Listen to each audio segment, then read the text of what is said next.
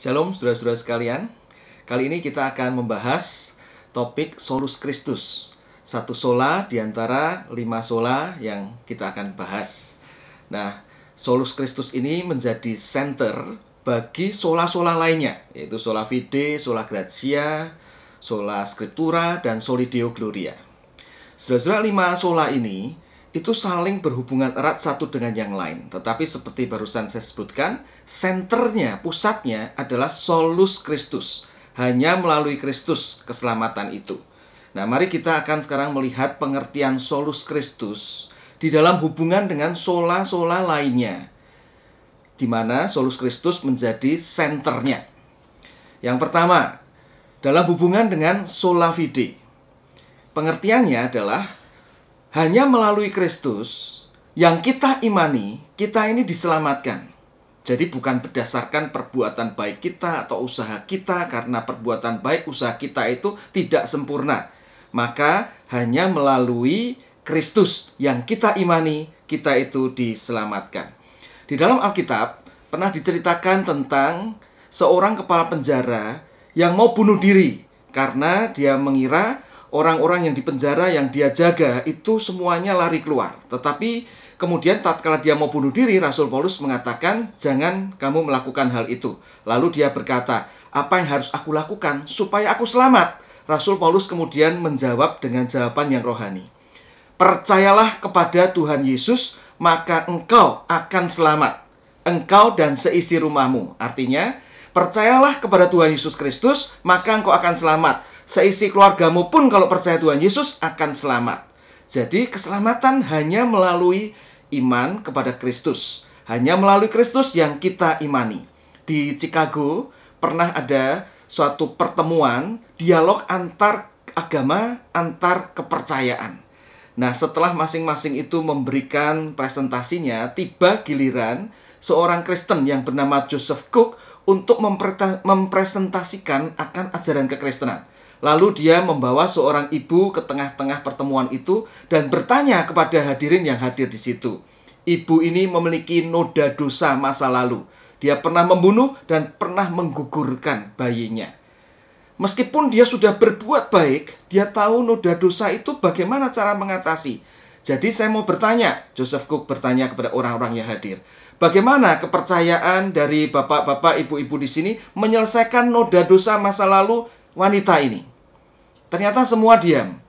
Akhirnya dia sendiri berkata, penyelesaiannya adalah di dalam 1 Yohanes 1 ayat 7 yang berkata, darah Yesus anaknya itu menyucikan kita daripada segala dosa.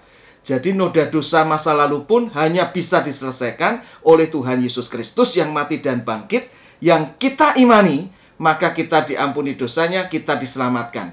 Itu pengertian daripada Solus Christus dalam hubungan dengan sola fide. Sekarang yang kedua, dalam hubungan dengan sola gratia. Solus Christus menjadi center juga di dalam sola gratia. Karena kalau kita melihat, maka sebenarnya keselamatan yang semua itu anugerah Allah adalah dalam Kristus. Dari kita dipilih sampai kita dimuliakan, semuanya dalam Kristus. Karena Alkitab mengatakan kita dipilih di dalam Kristus. Lalu kita dilahirbarukan untuk bisa bertobat dan beriman kepada Kristus. Lalu kita juga dibenarkan di dalam Kristus. Dibenarkan artinya kita diampuni dosanya, kebenaran Kristus diperhitungkan kepada kita. Lalu kita disanctified, dikuduskan pun di dalam Kristus. Kita memakai jubah kebenaran Kristus dan sehari-hari kita pun bertumbuh hanya bisa melalui Injil Kristus, di mana kita itu makin memahami, makin menerapkan kebenaran Injil Kristus itu. Dan kemudian Alkitab juga mengatakan, suatu kali kita akan dimuliakan bersama dengan Kristus juga. Makanya, Solus Christus hanya di dalam Kristus menjadi center dari sola gratia juga. Dan kemudian yang ketiga, dalam hubungan dengan sola scriptura. Dalam hubungan dengan sola scriptura, saudara-saudara, kita tahu bahwa isi seluruh Alkitab, 66 kitab, pusatnya adalah Kristus dan karya keselamatan di dalamnya. Lukas 24 ayat 27 mengatakan begini. Lalu ia, Yesus, menjelaskan kepada mereka apa yang tertulis tentang dia dalam seluruh kitab suci.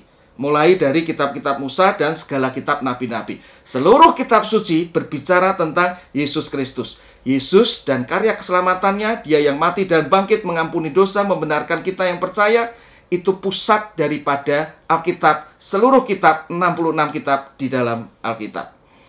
Saudara-saudara, Charles Spurgeon itu pernah memberikan satu contoh bahwa semua jalan menuju ke kota London. Meskipun itu jalan kecil, semuanya menuju ke kota London. Melalui jalan yang lebih besar, yang lebih besar, yang lebih besar, dan lebih besar sampai ke kota London. Demikian juga semua bagian di dalam Alkitab, meskipun seolah-olah tidak berbicara tentang Yesus, semuanya berhubungan, makin besar, konteks makin luas, semua kitab bicara tentang Yesus. Yesus Kristus dan karya keselamatannya menjadi pusat daripada Alkitab. Dengan demikian, Solus Christus menjadi center dalam sola scriptura juga.